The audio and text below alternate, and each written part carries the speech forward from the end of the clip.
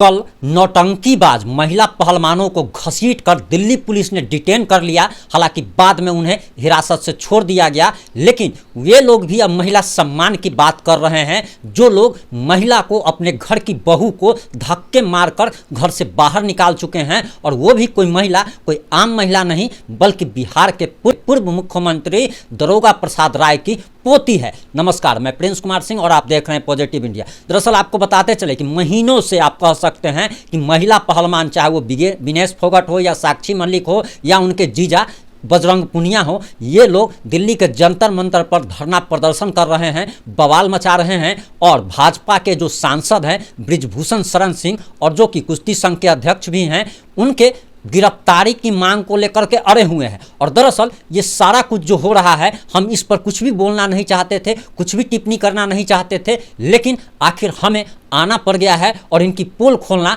अब ज़्यादा जरूरी हो चुका है। दरअसल आपको बताते चले कि महिला पहलवान, यही महिला पहलवान जो कि हमारे देश के शान हैं, हमारे देश के लिए इन्होंने गोल्ड मेडल लाया, इनकी काफ़ी ज़्यादा सम्मान पॉजिटिव इंडिया करता था, लेकिन अब नहीं करता है, क्योंकि इनके जैसे जैसे खुलासे हो रहे हैं उस हिसाब से ये टूल किट गैंग का हिस्सा बन चुके हैं। आप जरूर देख पा रहे होंगे अन्य टीवी चैनलों के माध्यम से कि जिस प्रकार से ये धरना प्रदर्शन शुरू हुआ था, लोगों की भावनाएं इनके साथ जुड़ी थी, लेकिन जैसे जैसे जो लोग शाहीन बाग के समय एक्टिव थे, जो लोग आपको कह सकते हैं किसान आंदोलन के समय एक्टिव थे, जो लोग भी वामपंथी विचारधारा के लोग हैं, जब ये लोग धरना प्रदर्शन में आने लगे और जब यही खिलाड़ी जब इस बात को कहने लगे कि सिर्फ और सिर्फ जाट ही जो है, सिर्फ जाट ही कुश्ती लड़ सकता है, तब इनकी पोल खोलनी अब जरूरी हो चुकी है। आपको बताते चले कि दरअसल यही जो कि बजरंग पूनिया, जो कि डीएसपी रैंक का अधिकारी है, जरा सोचने की बात है, डीएसपी रैंक का अधिकारी है, और जो महिला पहलवान जो 10 लोगों को चित कर सकती है, इनको एक 60 साल के बूढ़े ने चित कर दिया, और एक दो बार नहीं बल्कि सैकड़ों हजारों बार चित किया, ऐसा ये महिला पहलवान आरोप लगा रही है। तो आखिर ये पहलवानी किस काम की कि आप एक 60 साल के बूढ़े से आप अपनी रक्षा नहीं कर पा सकते हैं। वो भी ये 10 साल पुरानी घटना बता रहे हैं। इस दौरान ये प्रधानमंत्री से दर्जनों बार मिल चुके थे, एक डीएसपी रैंक का अधिकारी है, लेकिन आखिर क्या वजह थी कि आप 10 साल से अगर आपके साथ शोषण हो रहा था तो आपने मुंह नहीं खोला, और अब जब चुनाव आ चुका है तो टूल किट गैंग, मतलब आप समझ सकते हैं कि देश विरोधी जो भी ताकतें हैं वे इस पहलवान के कंधे पर बंदूक रख के चला रही हैं। वही जब कल इनको डिटेन किया जा रहा था तो ये ऐसे चीख चिल्ला रही थी, जिसकी तस्वीरें अभी आपकी स्क्रीन पे चल रही होगी। और जब इनको डिटेन करके बस में ले जाया जा रहा था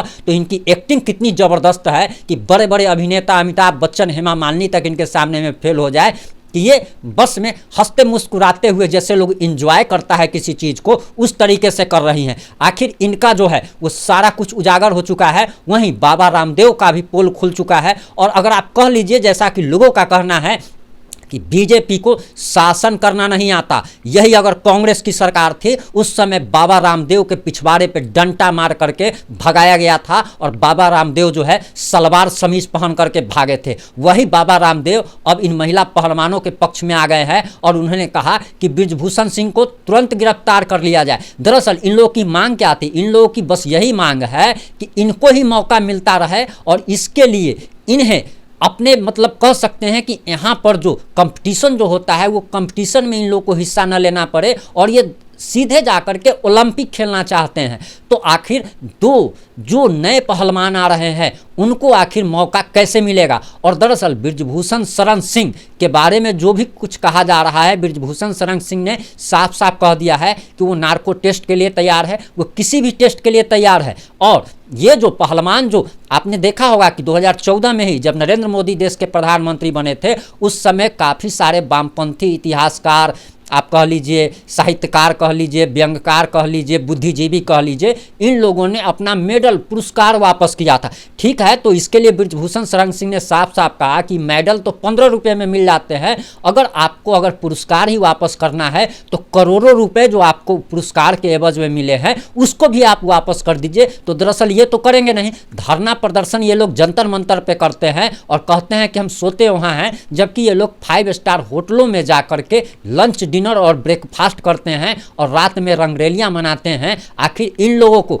आप वहाँ पे समझ सकते हैं कि जिस प्रकार से वामपंथी विचारधारा के लोग पहुँचे, राकेश टिकैत पहुँचे और एक जात की इसकी लड़ाई बना दी गई है। ये लोग चाहते हैं कि सिर्फ और सिर्फ क्या, सिर्फ और सिर्फ पहलवान जो है हरियाणा में ही जन्म लेते हैं क्या? क्या दूसरे स्टेट में पहलवान जन्म नहीं लेते हैं क्या? दूसरे लोगों को ओलंपिक में जाने का हक नहीं है क्या? दरअसल ये लोगों का सवाल है और लोग सवाल इसलिए कर रहे हैं क्योंकि इसको एक जाट और खाप समुदाय से जोड़ दिया गया। और संसद भवन कल जब देश के गरिमा के लिए, शान के लिए संसद भवन का उद्घाटन हो रहा था, वहीं दूसरी तरफ ये महिला पहलवान नौटंकी कर रही थी। और नौटंकी ही सिर्फ इन लोगों ने नहीं की बल्कि इन्होंने दिल्ली पुलिस के एक एसीपी पर छेड़खानी का आरोप लगा दिया। और इतना ही नहीं, ये लोग कितने हद तक गिर सकते हैं इसका अंदाज़ा लगाना मुश्किल है। और जैसे जैसे चुनाव आएगा ऐसे ऐसे टूल किट गैंग जो है वो सामने आएंगे ही आएंगे। कहीं अभी बहुत सारी विपक्षी दल भी इनके मतलब कह सकते हैं कि समर्थन में आ गए हैं। वहीं आरजेडी भी इनके समर्थन में खुल के आ गई है और आरजेडी महिला सम्मान की बात कर रही है और उसने कई सारे ट्विटर पर ट्वीट भी किए हैं, फेसबुक पर पोस्ट भी किए हैं। वहीं आरजेडी से लोग ये सवाल कर रहे हैं कि अगर आप महिला सम्मान की अगर बात कर रहे हैं तो जब राष्ट्रपति पद के लिए द्रौपदी मुर्मू का नाम सामने किया गया था तो आपने उस समय आपका महिला सम्मान कहाँ चला गया था? आपने महिला सम्मान के लिए आगे आकर के द्रौपदी मुर्मू का समर्थन क्यों नहीं किया था? आपने एक महिला राष्ट्रपति का, आदिवासी महिला का आपने आखिर विरोध क्यों किया था? वहीं बहुत सारे लोग ये भी सवाल कर रहे हैं कि लालू प्रसाद यादव के बड़े बेटे तेज प्रताप यादव की पत्नी ऐश्वर्या राय, जो कि बिहार के पूर्व मुख्यमंत्री दरोगा प्रसाद राय की पोती है, उनको जब घर से निकाला गया, जब उनके साथ अत्याचार किया गया, तब आखिर ये लोग कहाँ थे?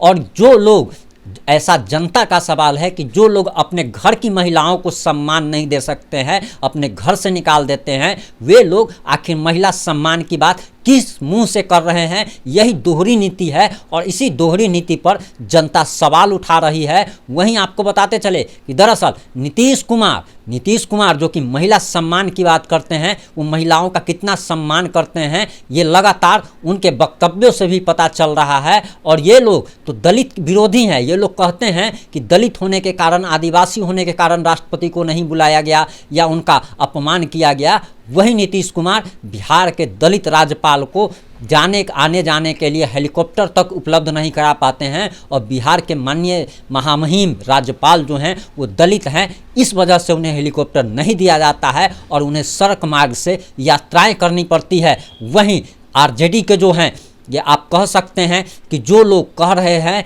कि दरअसल ये महिला सम्मान की बात है, उनको ज़रा ये समझने की बात है कि एक तरफ देश का नाम जहाँ पे रोशन हो रहा था, पूरे दुनिया की निगाह दिल्ली के नए संसद भवन पर टिकी थी। और दरअसल इन लोगों का ये भी इसके लिए भी फट रहा है कि जो लुटियंस जोन जो है, जिसमें बहुत सारे सरकारी, केंद्र सरकार के ऑफिस चला करते थे और उन ऑफिस का किराया इन लुटियंस जोन के मालिकों को करोड़ों रुपए जाता था, अब वो नहीं जा पाएगा क्योंकि नया संसद भवन जो बना है, अब वहाँ पे ही उन सरकारी कामों का या सरकारी दफ्तरों को खोला जाएगा, जिस कारण। और एक चीज़ और आप ज़रा समझिए कि जब पूरे विश्व की निगाह दिल्ली के नए संसद भवन पे लगी थी, वहीं ये लोग लाइमलाइट में आने के लिए ये लोग कितना बड़ा ड्रामा कर रहे थे। और जब पुलिस इनको डिटेन कर रही थी तो लोग ऐसे मतलब कर रहे थे, ड्रामा टाइप का कर रहे थे, लेकिन जब इनको बस में ले जाया जा रहा था तो लोग एक्टर की तरह, मतलब एक्टिंग कितनी ज़बरदस्त है कि हेमा मालिनी को भी शर्म आ जाए। इस मुद्दे पर आपकी क्या राय है? आप अपनी राय कमेंट बॉक्स में ज़रूर दें, आपके अनमोल राय का स्वागत है। वहीं अगर आप हमारी रिपोर्टिंग पसंद करते हैं, सत्य, स्पष्ट और निष्पक्ष रिपोर्टिंग अगर आप पसंद करते हैं तो चैनल को सब्सक्राइब जरूर करें। जुड़े रहे हमारे साथ। जय हिंद, जय भारत, जय जय बिहार।